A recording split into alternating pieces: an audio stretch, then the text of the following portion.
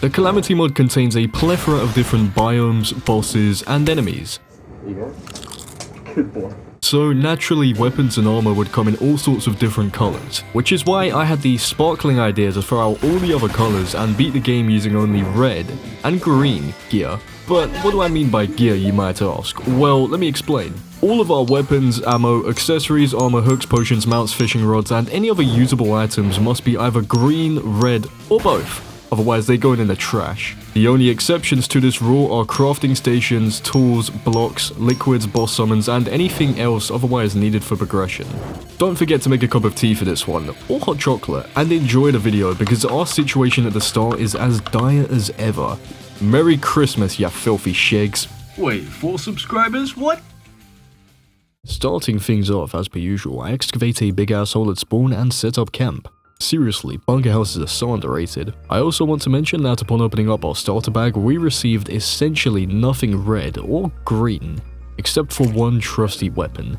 Or should I say weapons? Throwing bricks. Their damage is mediocre, and they're rather awkward to aim, but for a starting weapon, these hefty chunks are more than effective, and give me the confidence to go and explore some caves where I find nothing but a red slime taking me out via slip and slide. What? It just slid down a hill like a... After yet another death, me and chat spent a short while scouting through recipe browser and the wiki, clinging on to dear hope that there was something green or red we could make use of. In terms of armor sets, we were going to have to wait until Crimson Armor to get our first full set, and for accessories, wings were going to be out of the question until we could craft flame wings, after taking down the first mech, but even then you could argue that they're a fiery orange. Back to accessories in general though, there were some odd ones we'd be able to use, such as the frog leg, Hermes boots, and shiny red balloon, which very thankfully are fundamental early game ability accessories. On my way back to the caves, I stumbled upon a Wolfram droid, which sparked an idea for some weapons we could craft. So I shoved its robot guts into recipe browser, and to my surprise, well, it was pretty obvious, there were some options on the table for us. Me personally, I wouldn't consider the Wolfram armor or Wolfram battery to be green enough, but the Wolfram controller and Wolfram knives were just vibrant enough to be usable. So whilst farming Wolfram scrap for them, I made a beeline for the underground Crimson to destroy some hearts in the hopes of obtaining yet another red weapon, the Rotted Fork, which yeah, turned out pretty well. Free Undertakers. It just wasn't my day-to-day, man, but in all fairness though, I hadn't played PC Terraria much in the past month, so cut me some shiggin' slack. No matter what I did or how I tried, I would get my ass handed to me almost instantaneously upon entering the caves. So I reevaluated the situation at hand. Oh, Green Hill's looking a lot more like Shig Hill right now. You just don't want to let me pass, do you? Checked the recipe browser again and came up with the brilliant plan to rush the underground jungle for a full chakram. I made a Wolfram controller, named it John Pork, and off I went. Oh, jungle! We've made it to paradise, Shigs. Oh dear. This time around, I actually did something smart and placed a bed inside the jungle, but even that was to no avail. These shoddy bricks just couldn't keep up with the overwhelming power of jungle bats upon jungle bats, and man-eaters. Man, there were so many man-eaters. They just see what I mean? They just keep on coming, man. They just don't stop. I even tried approaching from different angles, but I just get sent running back home with my nothing between my legs because yep, I still had no accessories. And I forgot to mention at this point that the magic mirror and all of its alternatives and upgrades were off the table, meaning that I had to pull a Subaru and return by death every single time I wanted to visit home again, losing all my sweet moolah in the process as I didn't have a piggy bank yet. Okay, there really was no way around this. I just had to face my fears and venture into the earth. The Wolfram knives I crafted before entering the caves again, combined with the John Pork I crafted earlier, were a significant help with the weaker enemies, but I still had to cower in fear and hide from the stronger ones. Oh, it's throwing bonus. Yeah, I guess unlocked. This dynamic Wolfram duo carried me deep enough underground though to get my hands on a few life crystals, which started an exponential chain of growth. The more powerful we became, the deeper we'd be able to venture, and the more loot we'd be able to discover, further enhancing our strength. Well, as much as you can of only red and green items. We'd finally reached the peak of the early game power spike, and the only thing in my way was my own stupidity. Life crystal, after granite biome, after glowing mushroom biome, we were on an absolute upward spiral here. I'll return by death. I'd also just about managed to bomb enough Crimtain ore to craft our first permanent weapon, the Artery. While being a more than decent upgrade, on paper it's just another mediocre weapon to fill the gap between the more powerful options. But oh, you poor naive soul. You just don't know the yo-yo tech like I do. This will ring a bell for some older Calamity players. Spam the ever-loving shig out of left click while holding a yo-yo and you'll go into supersonic speed mode, completely bypassing iframes and nuking anything that gets close to you. In all seriousness though, oh yeah, I think this is a really fun unintentional mechanic that actually takes a bit of skill too. Sacrificing range and ease of use for a major damage increase, and the ever so satisfying feeling of squad wiping a room full of underground enemies. In the midst of our Christmas spirit-fueled yo-yo rampage, I found a pair of Hermes boots and a band of regeneration, two accessories you can never go wrong with. Oh no, perpetual crab machine. Oh no! At this point, we really had milked the caves dry, and the game knew that, sending me back to the lobby, only to be met with an onslaught of goblins which I subsequently obliterated with my yo-yo strats. High risk but high reward. Very high reward. Once the threat was dealt with, I crafted a golden pickaxe and expanded my house a bit. It's no Santa's grotto, but trust me, this is the pinnacle of functional housing in Terraria. There is one small but very important thing we're missing though, that being magic storage, which like always I was only missing the 3 emeralds needed for the storage heart. So I make my way back into the caves, luckily finding the emeralds I needed within 5 minutes. I decided I'd stay for a bit though after finding another mushroom biome, and I managed to pick up a vital jelly from a green jellyfish. I make my way back home Minecraft style since I did not want to lose the 40 gold I had in my wallet, then purchase a well-deserved piggy bank and craft the final piece to the magic storage. Finally, the Reg W gaff was complete. Feeling particularly ballsy and with basically nothing else to do or craft, I decide screw it, we're gonna fight a boss. King Slime would give us no valuable drops and I didn't want to wait until night for the eye, so I headed over to the desert, took out a few antlines and even found the fabled desert shrine, which ironically in this playthrough is about as useful as wet cardboard. Still though, I take the desert medallion it gives, set up a 2-bedroom flat in the desert, craft the cactus helmet and chestplate since I completely forgot cactus armor existed, set my spawn, and then face the desert scourge and the Eye of Cthulhu. Well, I've been needing a challenge. Upon getting close up to the scourge, I subconsciously started spamming left click with the artery, which, upon closer inspection, was dealing ludicrous damage. So much so that even with a mediocre use of adrenaline, my DPS was nearing the thousands. In no time at all, I'd reached the hardest part of the fight, the appropriately named desert nuisances. Grappling all over the place like a wizard and clinging onto my base dash for dear life, I managed to get the two of them pretty low on health. But then the eye comes along and turns me into a kebab. We move though. I summon the scourge back in for round 2. This time around, a completely out of my control falling star takes out one of the nuisances. Nice one, God. The other one follows suit relatively quickly and the main scourge comes back with half of its health remaining. But it stood absolutely no chance against the wrath of my yo-yo and falls within mere seconds. Going into this run, I was assuming that bosses that aren't red or green weren't going to be very useful to us, and the Desert Scourge proved that right. His drops are all based around his color scheme, and the only 2 remotely red items I could make from sea remains were the Victire chestplate and Shield of the Ocean. And with the Sunken Sea containing nothing green either, I simply move on to my next target, the Eye of Cthulhu. I promptly get to work setting up the Reg W quick platform arena and gather a few more lenses to make the suspicious looking eye. Then begin my date with the eyeball. As per usual, I go into this fight with minimal planning, all balls no brain style. I pieced together a couple hundred Wolfram knives before the battle, but within 20 seconds I knew I wasn't going to be able to rely on these for the entire duration. In terms of movement, the eye still proves to be no challenge at all, even with my lack of vertical mobility. Simply put, the Hermes boots are just too powerful on their own. The eye can be mostly outmaneuvered by just running in a straight line. So after a slightly lengthy but near on effortless first phase, the eye enters his second. But this is when things get interesting. The sun begins to appear on the horizon, and the eye goes absolutely sucker mode. However, I found that by running back and forth though, I was able to nullify most of the eye's attacks, even whilst being enraged. But I knew that I was in for a battle of attrition here. At least, that's what I thought, as once the eye hit around 1300 health, he began his final phase, performing a long horizontal dash followed by a barrage of shorter diagonal ones. This sudden switch up in attack patterns completely bamboozled me, I'll admit, to the point where I was almost ready to accept my fate, but I noticed something about the attack pattern. If you time it just right, you can fall through the platform right before the eye dashes at you and quickly grapple back up, conserving all momentum and evading the attack.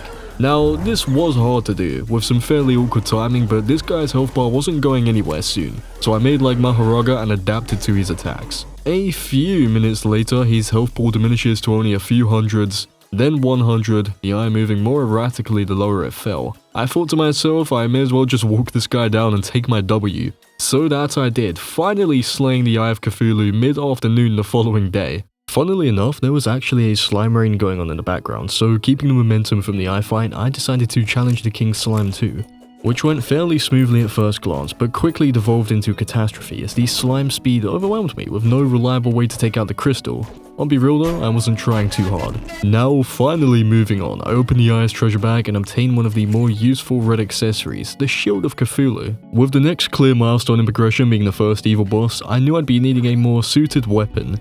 So I revisited the jungle, the place that chewed me up, spat me out, and stole my lunch money when I first began this run. The main reason for being here was to gather the materials for a Fawn Chakram, but like always, I did partake in a bit of dilly-dallying, earning 30 gold in the process, and collecting way more stingers than I really needed. So, alongside the Fawn Chakram, I craft the Ivy Whip to replace my Ruby Hook, and Jungle Helmet and Greaves to replace my Cactus Helmet and Gladiator Leggings respectively. Of course, I likely won't be using any magic weapons due to a lack of a certain key resource, but the extra defense is something I won't hesitate to make use of. I also noticed an acid rain had begun, so I once again consulted Recipe Browser, and lo and behold, the Contaminated Bile. An excellent rogue weapon with a long range, very suited for crowd control. And this was like the weapon for the Brain of Cthulhu, so I packed my bags and sprinted to the Sulphurous Sea. At least until I got distracted and a little incident happened in the Crimson.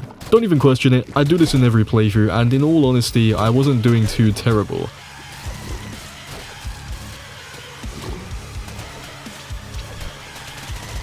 But I would eventually succumb to my lack of arena prep and mobility, and to top it all off, the acid rain abruptly ended.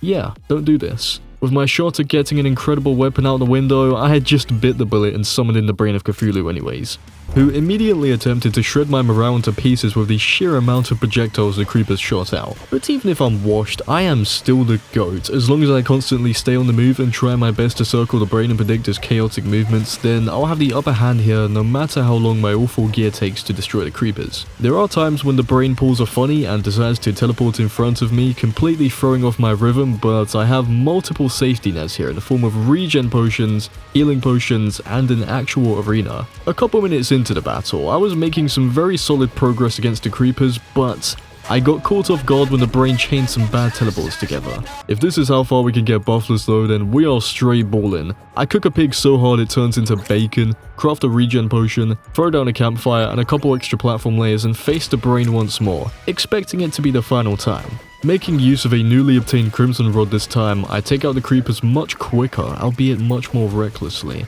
But the buffs were an immense help when it came to keeping me alive. The Brain enters his final phase, which in a cramped space like this, combined with low quality weaponry, will spell out disaster for us. This was going to be a battle of perception and wit. The real Brain was easy to filter out amongst the clones, as always, but the real issue comes with the bombardment of slow moving projectiles after each dash. By far the most awkward attack to read in this fight. Both our health bars plummet and my heart rate soars, but only one can emerge victorious. That being me, of course. Didn't I say I was the GOAT not 2 minutes ago? Now with the Brain defeated, we had the option to make our first full set of armor, but oh, there he goes summoning the perforators again. The first phase of the fight is made significantly easier with a half-decent arena. Who would have thought? Once the first worm emerges though, I decide to focus the hive itself and let the Crimson Rod trickle down onto the worms. This strategy works marvelously, with me even charging up adrenaline in the latter portion of the fight, and the final worm appears shortly after, this one being the most huge and troublesome by far. It wouldn't be much of an issue if I was fighting the perforators above ground, but the sheer size of the final worm cuts off entire portions of my arena when it slithers past, allowing the second worm to get some solid hits on me when I'm defenseless. But the boss's health is dropping, it's only a matter of time before they all crumble along with the hive. I do focus my damage onto the big worm towards the end though, just as an extra precaution, and once it falls, I demolish what remaining health the hive has and claim my victory. Okay, now this mini boss rush is over and we can finally breathe. Well, at least for now.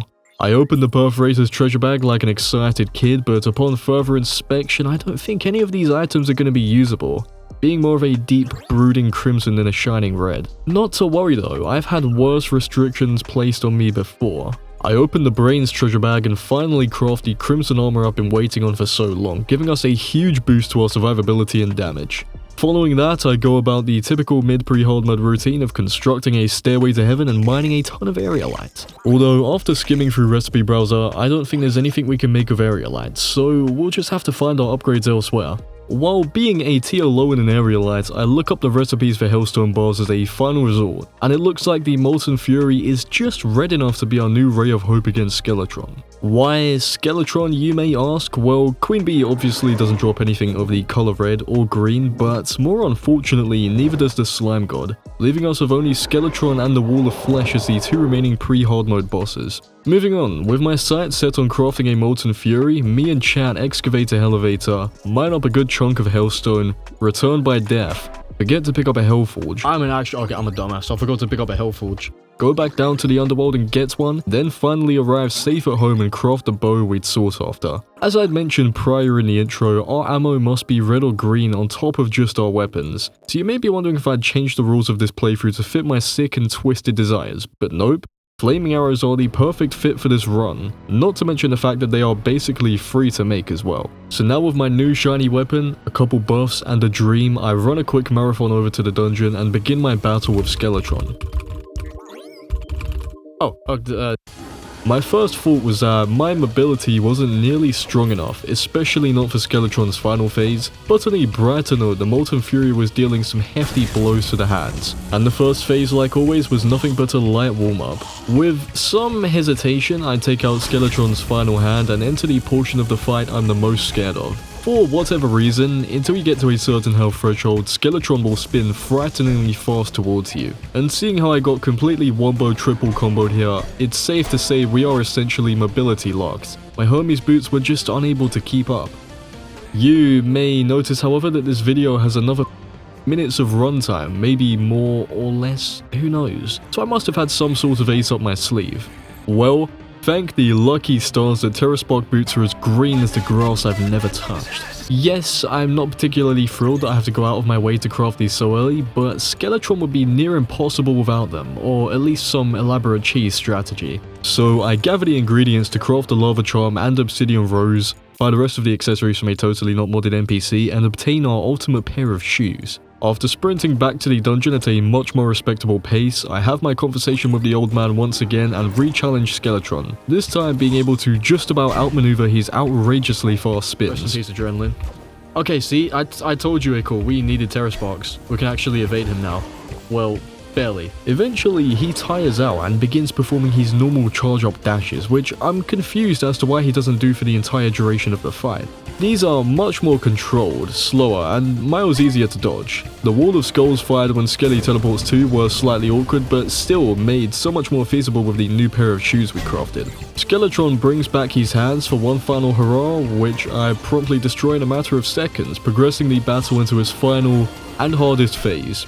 Not only charging and firing skull walls at a much more frequent pace, Skelly also begins to fire circles of aggressively homing skulls after each dash, which combined with my terrible aim and the clunkiness of using a bow on such a fast boss in general makes me genuinely begin to doubt myself. But I'm the Shig. I'm not going down without a fight, and a good one at that. Skeletron was teetering on the line of death and undeath, whilst I was still thriving on nearly 400 HP. But in the blink of an eye, that's all flipped upside down. The Skelly Poo wombo comboed my ass like a rotisserie chicken, cooking me as a chicken nugget with no hands. At the absolute crescendo of this disastrous situation, I get brought down to a grisly 68 health, but then, oh, I wasn't checking Skelly's health bar. I have to say, that was a reality check. Through the skull. Okay, I'm sorry. Now, of course, with Skeletron's defeat comes no valuable drops, but we get our reward anyways in the form of the dungeon and the unlocking of the Abyss chests. I spend a good solid while in the dungeon goofing around, hunting for golden keys, and skimming through recipe browser for any post-Skeletron opportunities. The new chests in the Abyss, very unfortunately, don't contain anything worthwhile to us, but on the other hand, there is something we can find in shadow chests. There's 4. has 4. So I spend a borderline unreasonable amount of time in the dungeon praying each golden chest we open contains a shadow key. I eventually find the fabled shadow key and repeat the same process in the underworld, albeit much quicker and easier. And inside the 5th shadow chest, I find the Hellwing bow. This beauty of a weapon isn't exactly going to be performing at its best with flaming arrows, but at the end of the Terraria day, it beats the Molten Fury. So even if straight ass is the best we've got, I'll make it the best weapon in the entire game. So now with our final upgrade obtained for the battle against the wall, I descend into the underworld, throw down an insta-bridge, which yes is in fact red, and sacrifice the guide to bring forth the wall of flesh, and fail catastrophically, dealing next to no damage. But this attempt was at the end of a session. I wasn't taking this seriously at all, and we were nowhere near fully prepared. After a good night's rest, I throw down 2 more insta-bridges using the first as a reference, then bring in the wall once again, this time with a more serious look on my face. Within the first 20 seconds, I can already say that the extra platform height made dodging the wall's lasers a much simpler endeavor. Well, at least when they're synced up like this. So much so that I actually managed to charge adrenaline, already reaching further into the battle than we did yesterday. In all honesty though, this fight really isn't any more intriguing than it would have been otherwise. My Terrasparks still act as slightly scuffed wings for precise vertical movements, and I obviously dish out far less damage. But fundamentally, this is the same old boring scuffle as it always is. The wall falls to 15,000 health, then 10,000, but I suddenly spot the underworld lab in the distance, which begins to worry me. The wall might not be our only opponent in this battle. We deal such a minuscule amount of damage that the literal confines of our world are more of an enemy to us now. Shit, I spaffed it. Since we started the last fight at near enough the middle of the world, we still have close to half the length of the world going entirely unused. So all I had to do to rectify this issue was just begin the battle on the far side of the world. But with no magic mirror, magic conch, demon conch, or pylons, how would we get there in a reasonable amount of time if we were to fail? Well, going back to pylons, the forest pylon is green, so we can use that as a base to teleport anywhere we want. My first thought was to buy the Cracks pylon as I assumed it would be a darker red color, but I never bothered to check recipe browser beforehand and it turned out to be a brighter orange. I returned home and this time did actually check through all the different pylons, finding that the sulphurous and jungle pylons were lovely and green. I chose to pursue the sulphur pylon considering the sulphurous sea is closer to the edge of the map and bought it by third wheeling with the nurse and arms dealer. 10 minutes later and we have a nice beautiful hole leading directly to the core of the earth.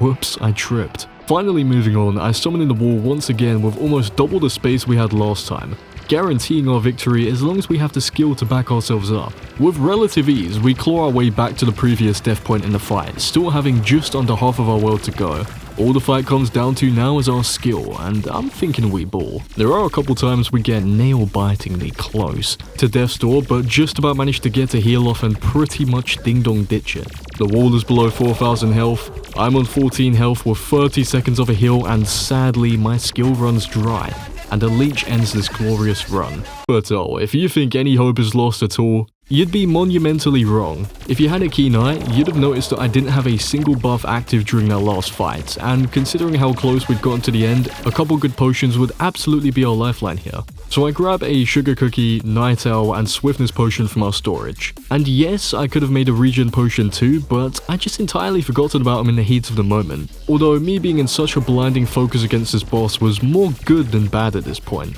I re-begin the fight with my buffs, effortlessly making it back to 7,000 health. Funnily enough, my sugar cookie buff actually runs out, but I think the true buff here was the placebo effect, of course. We crawl our way past 3,000 health, this time being almost on 4 HP ourselves. 2,000 health flies by, and we eventually crossed over the 1,000 health threshold.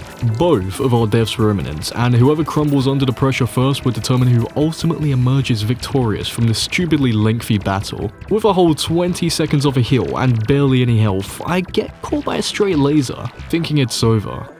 But the wall falls to pieces before my very eyes, and we take our W against this boss. Real talk though, that was a genuinely intense fight, and probably the most fun I've had fighting the wall in a long time, considering how bad the wall fight was and another challenge I'm working on in the background. If you'd like to see what kind of batshit loadouts we use later on, and the single weapon that saved this entire run, it would be in your best interest to subscribe to the channel. You'll get notified whenever I make new videos and stream, and I get to see a cool number go up. And thank you to the awesome channel members that help me make these videos. Don't forget to make a cup of tea. See ya. The Calamity mod contains a plethora of different biomes, bosses, and enemies.